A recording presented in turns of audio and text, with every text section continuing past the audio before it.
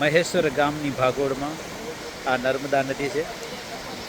સહસ્ત્રાર્જુન રાજા નર્મદા નદીમાં પોતાના બંને હાથ ફેલાવી અને સૂતો હતો, એટલે નર્મદા નદીનું પાણી ભરાઈ ગયું અને ચારેય બાજુથી પાણીનું વહેણ થઈ ગયું, એટલે સહસ્ર ધોધ કહેવાયો નર્મદામાં.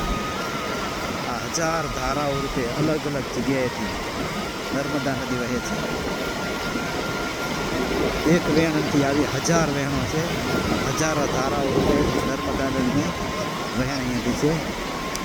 માહિષ્મતી નદી નગરી મહેશ્વર પણ કહે ને.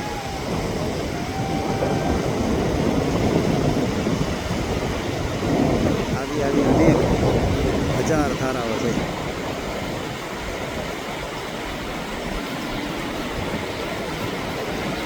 જય શ્રી સ્વામિનારાયણ.